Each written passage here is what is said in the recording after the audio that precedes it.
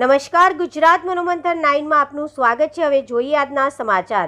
Surat crime બ્રાન્ચને મળી મોટી સફળતા। આંગણિયા પેઢીમાં ધાડ પાડવા આવેલી લૂંટારૂ ગેંગને ઝડપી।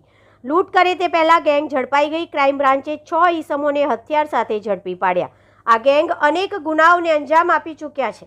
રિપોર્ટર નૈતિક રેશમવાલા। टीम आमा डीसीपी भावेश रोजिया नेतृत्व में पीआई गोस्वामी, जैन झाला और पीके सोड़ा और एनी पीएसआई दुबे और इनके पूरी टीम ना हमारा जो खास कर हमारा कांस्टेबल स्टाफ में तरफ थी एवी अपने एक बातमी मળી હતી કે એક ગેંગ जो છેલ્લા ઘણા સમયથી અહીંયા એક્ટિવ થઈ છે, जो બહારથી આવીને जो મધ્યપ્રદેશ અને મુંબઈથી આવીને બધા લોકો હાર્ડકોર ક્રિમિનલ છે અને સુરત શહેરમાં સુરત શહેરના બાજુમાં સુરત ગ્રામ, નવસારી, ભરૂચ, વડોદરા આ બધા વિસ્તારમાં આ લોકો રેકી કરી રહ્યા છે આંગડિયામાં કોઈ મોટી લૂંટ કરવા માટે, જેમાં ડાયમંડની, ગોલ્ડને અને રોકડ રકમનો જો અહીંયાથી જો જ્યારે શ્રીરામ ટ્રેવલ્સના બસમાં આ બધા વડોદરા તરફ જાય છે ત્યાં એને લૂંટવા માટે જાય।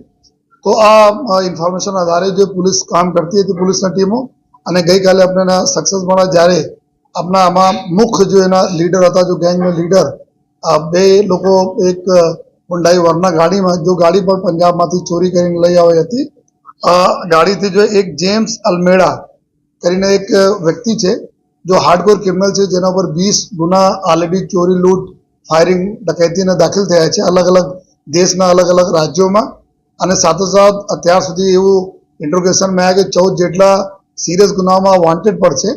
અને એક સલાઉદ્દીન આ મૂળ રહેવાસી મહારાષ્ટ્રના છે, જો રાયગઢ જિલ્લાના, અને પીછા એના સાથે એક સલાઉદ્દીન શેખ કરીને હતા। જો આ લોકો જ્યારે બે પકડાયા, આ લોકો ગાડીમાં સંતાડીને જો બે પિસ્ટલ, કન્ટ્રીમેટ પિસ્ટલ હતા અને કાર્ટ્રીજ સાથે જો આ પકડાયા જો અને ફર્ધર જો વધારે પૂછપરછ કરતા જો એના જો બીજા જો ગેંગના મેમ્બર્સ હતા આ કડોદરા પાસે એક મકાન મહાદેવનગર રેસિડેન્સી તાતીથૈયા ખાતે આવે છે, ત્યાં જો पिछला છેલ્લા લગભગ 1.5 માસથી એ મકાન ભાડેમાં રહીને જો રેકીને કામ કરતા હતા આ લોકો, અને આ લોકો ત્યાંથી 4 લોકો પકડાયા, જેના પાસેથી 2 વેપન ત્યાંથી મળ્યા, એક પિસ્ટલ અને એક .315 બોરના દેશી તમંચો અને કુલ જેટલા આ બંને મળે કુલ 40 જેટલા કાર્ટ્રીજો અમને મળ્યા જોઈએ। અને પછી એના પાસે નકશા, મેપ, મોબાઈલમાં રેકોર્ડિંગ, રૂટ પર અવર જવર કઈ રીતે કરીએ, અહીંયા શ્રીરામ ટ્રેવલના બસ કેટલા વાગે ઉપડે છે,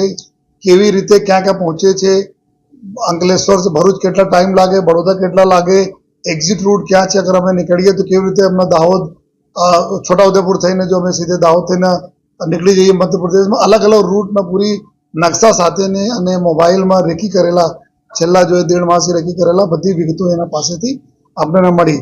તો વધારે જ્યારે અમે લોકો પૂછપરછ આ લોકોને કરા તો આ લોકો જો પ્લાનિંગ પ્રમાણે એવું હતા કે જો મૈદરપુરા પાસેથી શ્રીરામ ટ્રેવલ્સમાં આંગડિયાના લોકો જો 5-6 આંગડિયા ત્યાંથી ડાયમંડ અને ગોલ્ડ વગર લઈને જાય છે।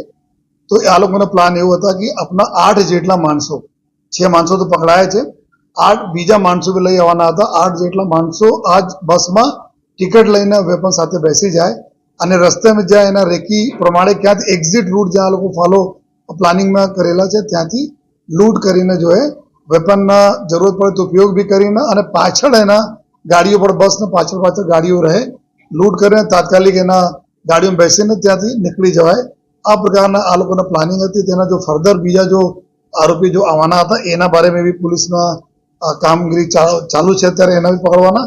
તો જો 6 આરોપીઓનો જો વિગત છે, એક જેમ્સ ઉર્ફે જેફરીન ગિદોરી ઉર્ફે અલ્મેડા કરીને જે છે મેન એના લીડર, જેના ઉપર 20 જેટલા सीरियस गुना पूरा कर्नाटका, बॉम्बे, महाराष्ट्र बधी जगह 14 गुना में वॉन्टेड भी है।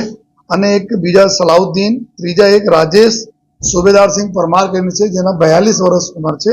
આ એક્સ આર્મી મેન છે, એક્સ આર્મીના નોકરી પૂરા થયા પછી આ મુંબઈમાં પ્રાઇવેટ સિક્યુરિટીમાં કામ કરતા હતા, ત્યાં બી 20 kg જેટલા ગોલ્ડના ચોરીમાં સામેલ હતા જો અને પછી આ જેલ ગયા જો તલોજા જેલમાં હતા। આ જેલમાં જો અલ્મેડા સાથેના મુલાકાત થઈ, પછી એના ક્રિમિનલિટી એના કન્ટિન્યુ હતી અને પછી આ જો રાજેશ સુબેદાર પછી જો મધ્યપ્રદેશ પોલીસમાં ભરતી થયા પોલીસમાં અને અત્યારે ગ્વાલિયર જેલમાં જેલ સિપાહી તરીકે ફરજ બજાવે છે।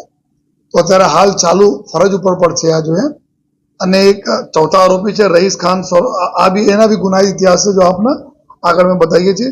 એક ચોથા રईस खान સૌરભ ખાન કરીને છે, જો 40 વર્ષ એના ઉંમર છે, આ બી ગ્વાલિયરના છે.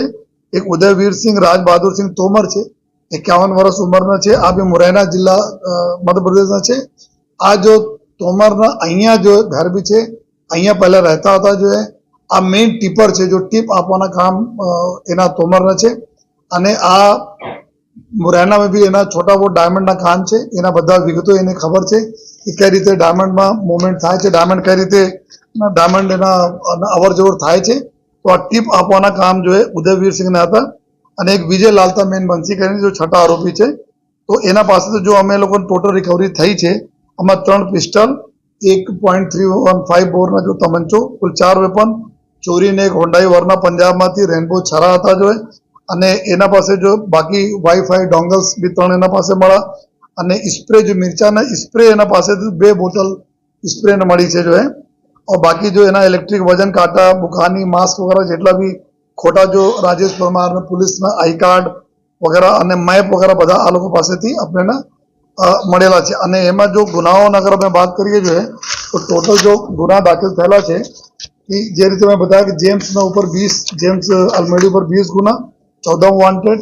ઉદયવીર સિંહ ઉપર જો 3, જો રાજ બહાદુર સિંહ તોમર જો મેન ટીપર છે, 3 ગુના દાખલ થયેલા છે. જે બધા ગુના આપણા સુરત શહેરમાં છે, જેમાં 2004 લઈને 2021 તકના ગુનાઓ છે આર્મ્સ એક્ટ વગેરેના.